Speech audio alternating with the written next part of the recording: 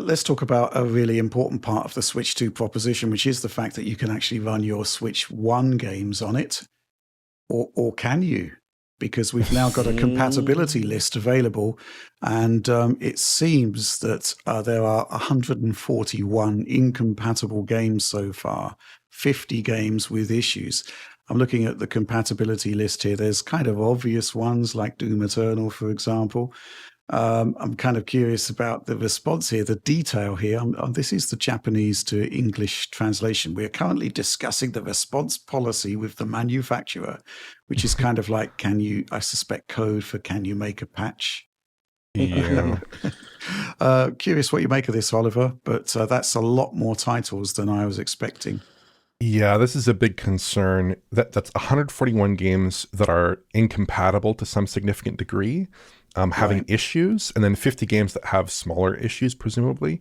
Right. But that's a concern for me because actually, if you look at their chart they've published here, they haven't attached numbers to it necessarily, but they have indicated that like the vast majority of games have still yet to be tested. And of the games they have tested, a substantial fraction do appear to have issues there. So that's a concern. There are a lot of big games on there, like Rich mentioned. There's Doom Eternal, NBA 2K25, Wolfenstein 2, Rocket League, Grid Autosports, some big games that I enjoyed, games that I've played. Lots of prominent titles. And yeah, the ask there seems to basically be, can you please patch it? Which is a concern, especially for some of those games. Might have been released 5 years ago, 6 years ago, a long time ago. Presumably they will not be getting any post-release support there. One comment I have to say is I love this little chart here where they show the games sort of like in a bar chart form. I know how much Rich loves bar charts, but they confirm some numbers at the bottom that I wasn't aware of. Like on the Nintendo column on the left there, it says that all 122 titles. So did we know that Nintendo made 122 games for the Switch? That confirms it, I guess. And then the other one says like around 15,000, more than 15,000 titles. I didn't realize that there was more than 15,000 games for the Switch. I mean, I guess it, maybe there's even more than that. I don't know. There's a lot of stuff on the eShop, but it's just interesting that Nintendo has put on their official website specific numbers on the number of titles out there. So those 50 games, it says on the page here, the following 50 titles were found to be able to play the game, but issues were found with some of the in-game functions during operational testing. And one title sticks out to me, the cloud version of Hitman 3. How can you have compatibility issues with a streaming version? It just doesn't support that function. I don't know. Well, the good news is that Hitman's coming natively to Switch 2, so this shouldn't be an issue, hopefully. But, I wonder if the developers of these games had any indication until today that their games have problems. Oh, interesting point. We just don't really know for sure, do we? Like I'm just thinking about this. I'm like, people going through the list, like, wait a minute, I worked on this. There's a problem. You don't know. Wait, is RZ on here? I hope not. Oliver, Switch 2 editions, essentially upgrade patches. Yes, I think there are three main venues for upgrades here, potentially. The big highlight one there is that Switch 2 edition. But also, there is some indication from Nintendo that games that do run on Nintendo Switch, that run on Switch 2, should have some level of improvement there in terms of their overall performance level. They mentioned a couple things there in an Ask Nintendo segment. They also highlighted a few games that are going to be seeing free updates to improve their functionality on Switch 2, but are not Nintendo Switch 2 editions. Again, that point of clarification there. Titles like ARMS, Captain Toad, Super Mario Odyssey, Link's Awakening. These games will see some updates apparently to improve performance or add features such as game share in select games. So that seems like a nice improvement there. But then also we have these Nintendo Switch 2 editions, and that is kind of like their formal paid upgrade program. Paid in some cases. In some cases, you get the games via having a Nintendo Switch Online membership for Nintendo Switch 2 titles. So there are a few prominent games there, and I actually took a look at a couple of them. The biggest ones probably are Breath of the Wild and Tears of the Kingdom, the two Zelda titles. And those appear to run at 60 FPS at 1440p, and it looks like a pretty straightforward upgrade there. It's not It's not using DLSS or anything like that, or any kind of advanced anti-aliasing. It just looks like a pretty straightforward 1440p 60 upgrade, but that's actually pretty good because those games are running at like 900p 30 on the base console there. So to get that Yeah. improvement, that is actually a pretty big improvement in throughput there. I think that's probably pretty good.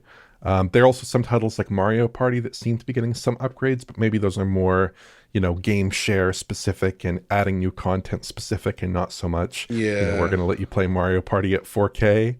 There's also Metroid Prime 4, an edition of Metroid Prime 4, which is yet to be released.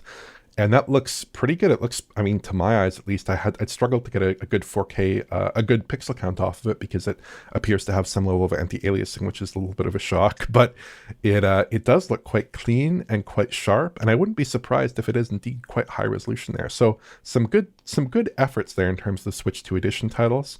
Nothing that's like a gigantic world-changing improvement, but certainly very important iterative improvements to frame rate and improvements to resolution there. I'm just curious how it's going to work in terms of these upgrades. Like, Metroid Prime 4 is not released yet, and I'm hoping that they release a physical version of Metroid Prime 4 that is for Switch 2, right? Like, it would be a huge shame if the only version they sell is the original Switch version. They specify that both are available, but we don't know what that whole situation is going to look like because the other games are being upgraded because they're already out, but this is the one that's not yet released. So, I've got to admit that the Metroid Prime 4, the 4K presentation there actually looked really, really good. Right? Yeah. I agree.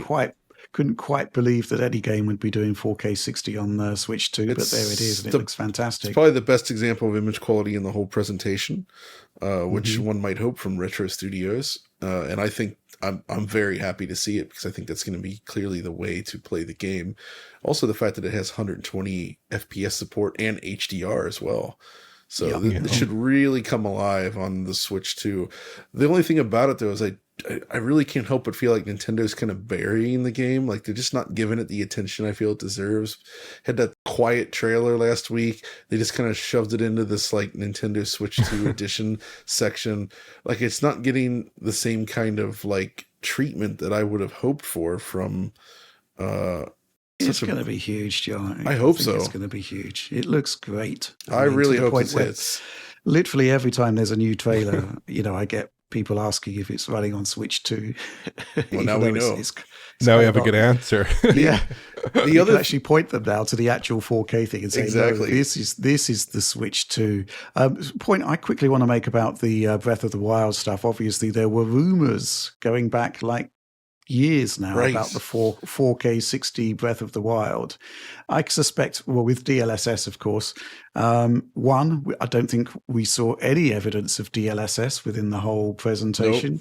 Nope. Could be wrong there, but doesn't look like it. And secondly, 1440p 60. I think, obviously there is a world apart between an actual full game and a demo. So it's not as if this demo could never have happened, but this is the actual experience that we're going to be getting. And But you know what other experience you'll be getting, Rich? Go on. A second screen experience. Straight out of 2013, Nintendo, using your phone, you can now have a live navigation service while playing Zelda. It has the map system. It has information. It's the Zelda Notes thing. I found that both interesting, but also kind of slightly comical, given that it really is just the second screen experience thing, which was all the rage when the PS4 and Xbox One launched and then quickly fizzled out when nobody used it. I mean, except for you, Rich. I know you used to play Need for Speed Rivals and you would just get on there and tap on people's cars from your phone. Well, I'll tell you what. Nintendo, of course, had its own second screen experience with the Wii U. And yes. I'm sure there's somebody within Microsoft who was responsible for Smart Glass saying, yes, it's back. Smart Glass, yes. Smart Glass. Oh, my God. Oh, man. The other one, though, Oliver, you didn't mention, this is actually probably one of the more exciting ones for me, is Kirby and the Forgotten Land getting a Nintendo Switch edition. Because one, that game is excellent. It's my favorite Kirby game, actually. And it was locked to 30 FPS. Now it's 60, higher resolution. But it also has Switch 2 exclusive content now. So, like, the star-crossed world, as they say. So it's expanded beyond. It's not just a graphical update. So Very, So that's very a Switch cool 2 stuff. edition, Awesome. or is it a separate It says release? Nintendo Switch 2 edition, and it was included right before Metroid Prime 4. So it's Okay. clearly part of that same lineup that they're doing there, but it's nicely enhanced looking. Okay, let's move on. Let's talk GameCube backwards compatibility, something that we've been hoping for a long time, actually for Switch 1.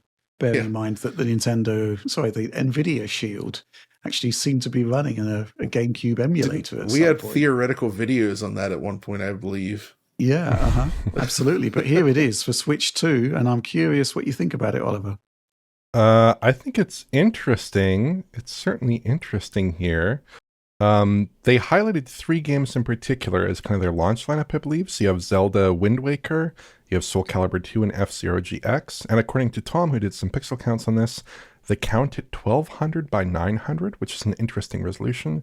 That does not seem to be clearly doubled or tripled on each axis. That's certainly an interesting choice there. In terms of the games that they've chosen here, I think F-Zero is great, but Wind Waker, but no Wind Waker HD feels weird. Likewise with Super Mario Sunshine, where they don't have the All-Stars version, they have the original version. So that's kind of like some weird choices there, but I think ultimately it's probably a pretty good choice overall to have GameCube functionality on the Just Switch to 2. weigh in on that, Oliver, on the weird resolution thing, my suspicion is that these games have an overscan region taken into account in their original form. So if they were outputting, like, say, 720 by 480 to your TV back in the day, there was actually usually like a black area around that from in which the game itself was displayed because of overscan on consumer CRTs. And so technically the actual amount of pixels rendered could have been lower.